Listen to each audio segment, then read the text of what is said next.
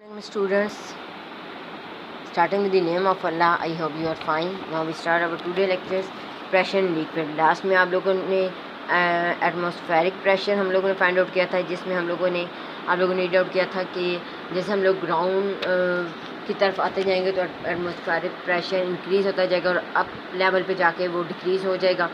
तो यहाँ पे जब हम लोग प्रेशर इन लिक्विड रीड करते हैं तो इसमें एक चीज़ कि ये उसके ऑपोजिट है। जैसे हम लोग ग्राउंड की तरफ जाएंगे तो इसका प्रेशर डिक्रीज़ होगा और जैसे आप की तरफ जाएंगे तो इसका इंक्रीज़ होगा। ठीक है, इसके अकॉर्डिंग प्रेशर इन लिक्विड का प्रेशर का फार्मूला अब हमें किस तरह से पता चलेगा, इसके लिए कंसिडर करें।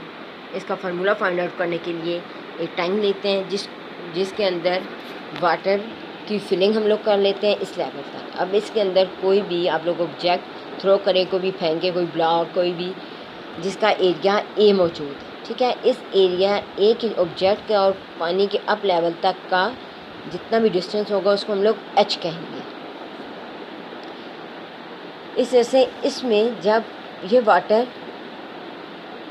इस एरिया वाले ऑब्जेक्ट पे एरिया यूनिट पर एरिया वाले ऑब्जेक्ट पे फोर्स अप्लाई कर रहा है, जिस तरह से ग्रेविटेशनल फोर्स एक्ट कर रहे होते हैं, हमारा वेट डाउनवर्ड एक्ट कर रहा होता है। आप लोगों को वेट का फार्मूला मालूम है, W = mg। इसी तरह से यहाँ पे जब एक फोर्स जो कि वाटर की फोर्स अप्लाई करती है, जिस हमें नहीं पता वो कौन सी फोर्स होगी, जैसे हम लोग कहते हैं कि फोर्स अप्लाई हो रही है, वाटर फोर्स अप्लाई कर रहा है ऑब्जेक्ट पे, इसको हम लोग F का नाम दे देते हैं। ये फोर्स इस एरिया पर एक्ट कर रही है। ठीक है, जिसकी हाइट उसके अप लेवल से h है। यहाँ पे जब फोर्स अप्लाई करेगी एरिया पे तो यहाँ पे प्रेशर प्रोड्यूस होगा। अब यहाँ पे वाटर का प्रेशर फाइंड आउट करने के लिए हम लोग फर्स्ट लेते हैं प्रेशर। आपको पता है प्रेशर का फार्मूला क्या था, हमारे पास प्रेशर इक्वल है F/A और F इक्वल होता है वेट के, वेट इक्वल होता है mg के। अब वाटर लेवल के अंदर वाटर का मैस तो हम लोगों को नहीं मालूम, नहीं फाइंड आउट, जबकि उसकी डेंसिटी और वॉल्यूम, वाटर का वॉल्यूम होता है एज वेल एज उसकी डेंसिटी भी होती है। हम लोगों ने जो फाइंड आउट करना है वो है उस एरिया पर जो प्रेशर लग रहा है। तो प्रेशर इक्वल होगा F/A, F इक्वल होता है W और W इक्वल होता है mg। तो यहाँ पे फर्स्ट हम लोग मैस फाइंड आउट करेंगे। तो मैस अगर हम लोग अकॉर्डिंग लें वाटर के, तो वाटर में उसकी जैसे कि पहले भी मैं बता चुकी हूँ कि उसका वॉल्यूम और डेंसिटी होती है।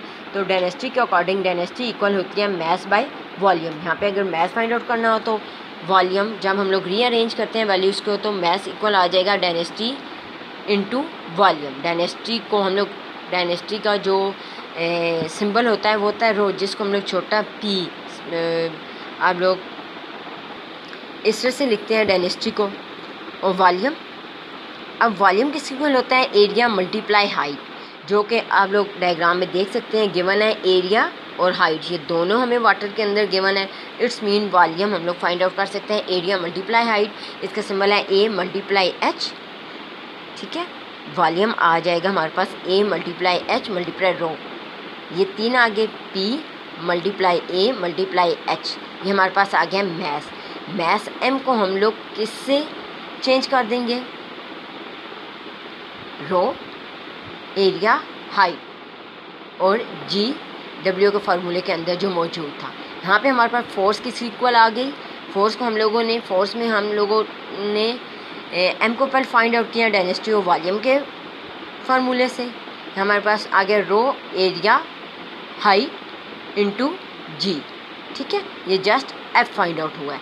अब जब हम लोग F की जगह ये वैल्यूज पुट डाउन करेंगे तो इस तरह से जब हम लोगों ने इसको लिखा, यहाँ पे एरिया से कटिंग हुई, जस्ट हमारे पास रह गया रो, H हाइट और G की वैल्यू। यहाँ पे जो रो G है वो कांस्टेंट है। ठीक है, तो अगर हम लोग H को ही कंसिडर करें तो प्रेशर का जो हाइट है के साथ रिलेशन है वो डायरेक्टली प्रोपोर्शनल है। इट्स मीन हाइट बढ़ेगी तो प्रेशर बढ़ेगा, हाइट कम होगी तो प्रेशर कम होगा। यहाँ से आप लोग इसका फार्मूला फाइंड आउट कर चुके हैं। यहाँ पर आपको आई होप समझ भी आ गई होगी। आप लोगों को फार्मूला फाइंड आउट कर दिया गया है। इसके अकॉर्डिंग आपको आज का टॉपिक समझ आ गया होगा। टेक केयर, अल्लाह हाफिज़।